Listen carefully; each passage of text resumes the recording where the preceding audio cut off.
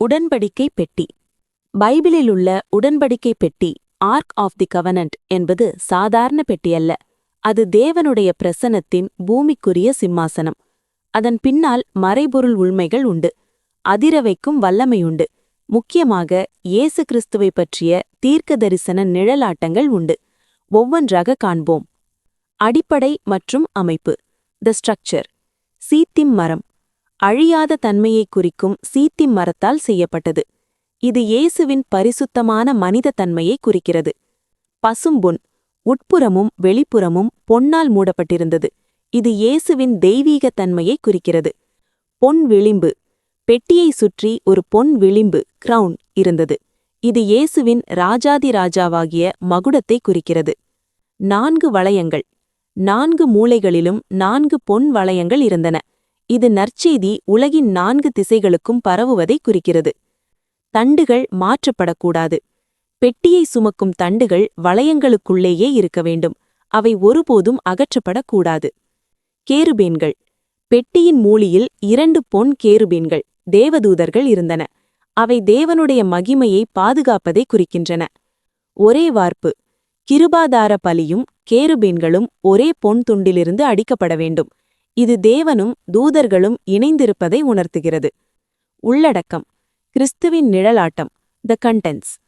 கற்பலகைகள். நியாயப்பிரமாணம் பெட்டிக்குள்ளிருந்தது. இயேசுவின் இருதயத்திற்குள் தேவனுடைய பிரமாணம் இருந்தது என்பதற்கு இது அடையாளம். மன்னா வைத்த பொற்பாத்திரம். வானத்திலிருந்து வந்த உணவு. நானே ஜீவ அப்பம் என்று சொன்ன இயேசுவை குறிக்கிறது. ஆரோனின் துளிர்த்த கோல்.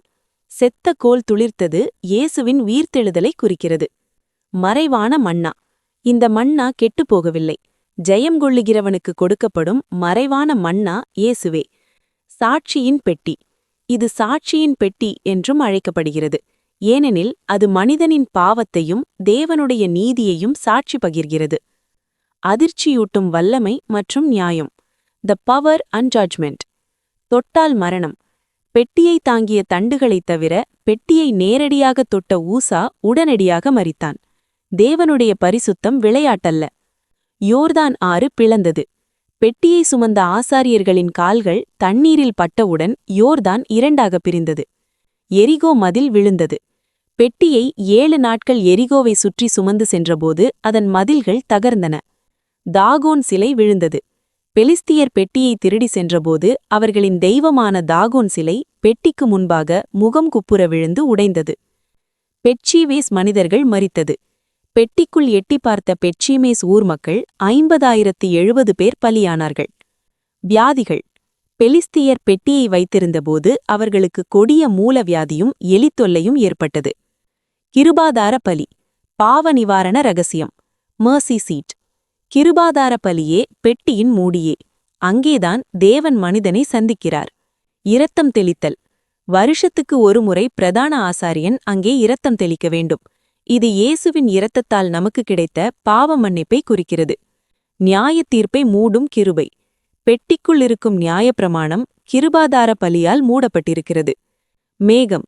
பெட்டியின் மேல் மேகம் தங்கியிருந்தது. Shekinah glory. இது தேவனுடைய பிரசன்னத்தின் வெளிப்பாடு. பயணமும் தங்குமிடமும். The journey and the dwelling. முன்னால் செல்லும் பெட்டி. இஸ்ரவேலர்கள் பிரயாணம் செய்யும்போது அவர்களுக்கு ஓய்வு ஸ்தலத்தை தேடிக்கொள்ள பெட்டி 3 நாள் தூரம் முன்னால் சென்றது. மீட்கப்பட்ட பெட்டி. பெலிஸ்தியர் பெட்டியை தாங்களாகவே அனுப்பி வைத்தனர்.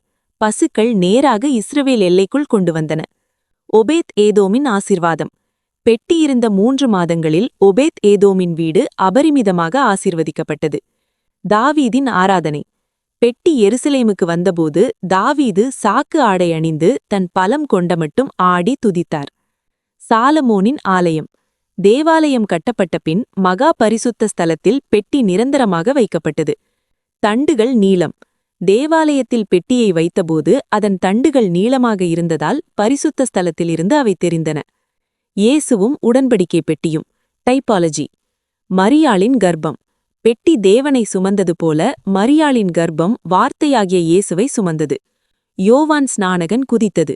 எலிசபெத்தின் வயிற்றிலிருந்த யோவான் மரியாளின், அதாவது உயிருள்ள பெட்டியின் வருகையைக் கண்டு துள்ளினான். தாவீது பெட்டிக்கு முன் துள்ளியது போல. 2 தூதர்கள். இயேசு உயிர்த்தெழுந்த பின் அவர் கிடந்த இடத்தில் தலைமாட்டில் ஒரு தூதரும் கால் மாட்டில் ஒரு தூதரும் இருந்தனர். இது பெட்டியின் மூடியிலுள்ள கேருபீன்களைப் போலவே இருந்தது. ரகசியங்களும் தீர்க்க தரிசனங்களும், மிஸ்ட்ரீஸ் அண்ட் ப்ராஃபசீஸ். காணாமல் போன பெட்டி. நேபுகாத்நேசர் எருசலேமை அழித்தபோது பெட்டி என்னவானது என்று பைபிள் சொல்லவில்லை. இது பெட்டி மனிதருக்கு கட்டுப்படானது என்று உணர்த்துகிறது. எரேமியாவின் தீர்க்க தரிசனம். இனிமேல் உடன்படிக்கை பெட்டியைப் பற்றி பேச மாட்டார்கள், அது நினைவு கூறப்படாது என்று எரேமியா கூறினார். புதிய உடன்படிக்கை. பழைய பெட்டிக்கு பதில் கர்த்தர் சட்டங்களை நம் இருதயங்களில் எழுதுவார். பரலோகத்தில் பெட்டி. அப்போஸ்தலனாகிய யோவான் பரலோகத்தில் தேவனுடைய ஆலயத்தை திறந்தபோது அங்கே உடன்படிக்கை பெட்டியை கண்டார். கடைசி கால அடையாளம். பரலோகத்தில் பெட்டி காணப்படுவது தேவன் இஸ்ரவேலுடன் செய்த உடன்படிக்கையை மறக்கவில்லை என்பதை காட்டுகிறது. 3 பொருட்கள்: மன்னா தீர்க்கதரிசி, கோல் ராஜா, கற்பலகை ஆசாரியன். இம்மூன்றும் இயேசுவே என்று கூறின. பெட்டியின் போர் முழக்கம். பெட்டி புறப்படும்போது மோசே, கர்த்தாவே எழுந்தருளும், உம்முடைய சத்துருக்கள் சிதறடிக்கப்படுவார்களாக என்று கூறுவார். பெட்டியின் ஓய்வு. பெட்டி தங்கும்போது கர்த்தாவே இஸ்ரவேலின் 10,000-ஆன பல லட்சங்களிடத்திற்கு திரும்பியருளும் என்று சொல்லப்படும். கட்டுப்படாத வல்லமை. பெலிஸ்தியர் பெட்டியை புதுவண்டியில் கொண்டு வந்தார்கள், அதாவது மனித முயற்சி. ஆனால் தேவன் அதை விரும்பவில்லை. ஆசாரியர்கள் தோளில் சுமப்பதையே அவர் விரும்பினார். பெட்டியின் எடை. பெட்டி முழுவதும் பொன்னால் ஆனதால் அது மிகவும் கனமானது. இருப்பினும் ஆசாரியர்கள் அதை சுமக்கும்போது தேவ கிருபை அதை லேசாக்கியது. இரத்த சாட்சி. பெட்டி சுமக்கப்படும்போது ஒவ்வொரு 6 அடிக்கும் ஒரு பலி செலுத்தப்பட்டது. படுதாக்களின் மறைவு. பெட்டி எப்போதும் படுதாக்களால் மூடப்பட்டே இருக்க வேண்டும். ஆசாரியர்கள் கூட அதை தற்செயலாக பார்க்கக்கூடாது. மீட்கப்பட்ட உரிமை. தாவீது பெட்டியை மீட்டது இழந்த தேவ மகிமையை சபைக்குள் கொண்டு வருவதை குறிக்கிறது. பெட்டி இல்லாத 2ஆம் ஆலயம். செருபாபேல் கட்டிய 2ஆம் ஆலயத்தில் உடன்படிக்கை பெட்டி இல்லை. அங்கே வெறும் ஒரு கல், அதாவது எவன் ஷெத்தியா மட்டுமே இருந்தது. நித்திய உடன்படிக்கை. பெட்டி மறைந்தாலும் இயேசுவின் மூலமாக அந்த உடன்படிக்கை நித்தியமானது.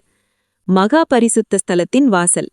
திரையிடப்பட்ட அந்த அறைக்குள் பிரதான ஆசாரியன் மட்டுமே செல்ல முடியும். ஆனால் இயேசு மரித்தபோது அந்த திரை கிழிந்தது. முக்கியமாக கிருபாதார பலி. இயேசுவே நமக்காக தெளிக்கப்பட்ட கிருபாதார பலி. யோவான் 1:14. வார்த்தை மாம்சமாதி நமக்குள் வாசம் பண்ணினார். வாசம் பண்ணினார் என்பதற்கு மூலமொழியில் கூடாரமிட்டார் என்று பொருள். நாம் இப்போது பெட்டிகள்.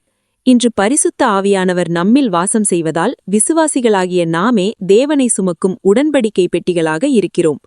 இந்த செய்தி உங்களுக்கு பயனுள்ளதாக இருக்கும் என்று கருதுகிறோம். மீண்டும் நல்லதொரு செய்தியுடன் சந்திப்போம். ஆமென். God bless you all.